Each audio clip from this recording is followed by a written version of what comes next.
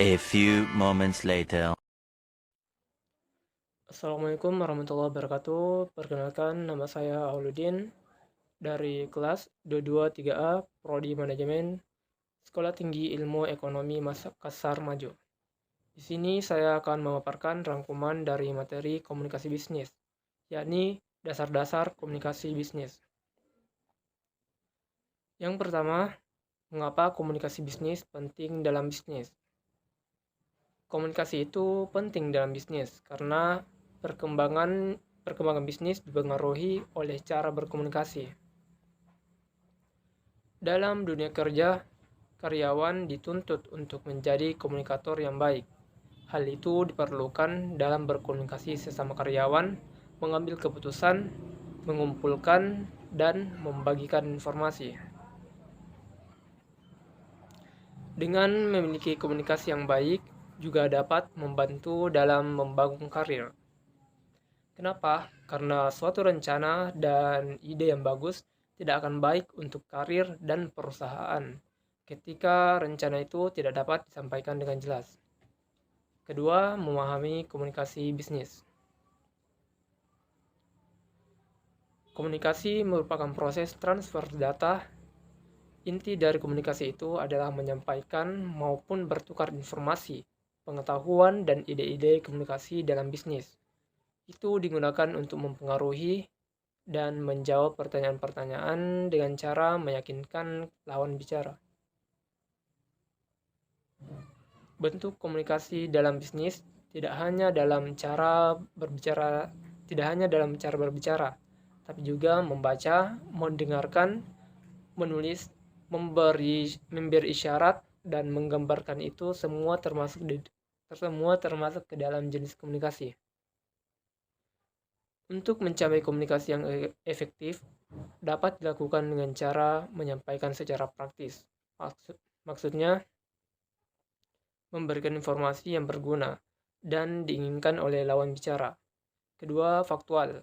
Maksudnya, informasi yang diberikan harus jelas dan meyakinkan. Ketiga, ringkas. Berarti tidak memakan banyak waktu dan berbelit-belit. Dan selanjutnya harus jelas. Yang berarti informasi yang kita berikan harus membuat audiens mengetahui apa yang diinginkan ataupun yang dapat kita lakukan. Materi selanjutnya yakni ketiga, komunikasi bisnis. Ada dua jenis komunikasi dalam bisnis. Pertama, komunikasi internal. Komunikasi internal ini dibagi lagi menjadi tiga. Pertama, komunikasi vertikal. Komunikasi vertikal ini ialah pesan yang dikirimkan mengalir dari atas ke bawah atau dari bawah ke atas. Contohnya itu seperti pemimpin ke karyawannya. Dan selanjutnya, komunikasi horizontal. Komunikasi ini merupakan komunikasi yang dilakukan dengan orang-orang yang memiliki status yang sama. Contohnya seperti sesama karyawan. Dan yang terakhir itu komunikasi jaringan. Ada juga beberapa jenis komunikasi lain seperti komunikasi formal, meliputi laporan, rapat, pidato, dan lain-lain. Dan yang kedua, komunikasi informal, yaitu komunikasi yang dilakukan ke sesama manusia untuk mempererat hubungan. Dan selanjutnya, komunikasi serial, dinamakan juga sebagai komunikasi berantai. Contohnya dari manajer disampaikan ke superior dan lalu disampaikan lagi kepada para pekerja. Selanjutnya jenis komunikasi yang kedua yakni komunikasi eksternal. Komunikasi eksternal ini ialah komunikasi yang dilakukan oleh pelanggan, pemasok, lembaga pemerintah, dan masyarakat. Materi selanjutnya proses, bentuk, dan saluran komunikasi. Pertama, proses komunikasi. Proses ini memiliki beberapa langkah, yakni pertama, pengirim memiliki ide. Kedua, pengirim membagikan ide. Ketiga, pengirim menghasilkan pesan. Keempat, pengirim mengirim pesan. Kelima, audiens yang dituju atau lawan bicara kita itu menerima pesan. Keenam, penerima menerjemahkan pesan. Ketujuh, penerima menanggapi pesan. Dan yang terakhir, yang kedelapan, penerima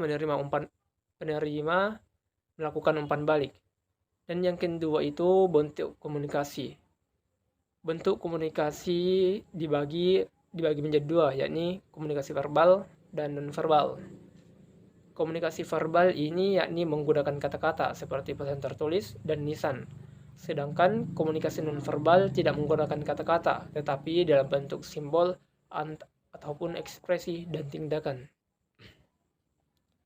Selanjutnya, saluran komunikasi. Saluran komunikasi ini merupakan cara kita untuk mengirim pesan, seperti dalam mengirim informasi bisa menggunakan surat, email, catatan, laporan,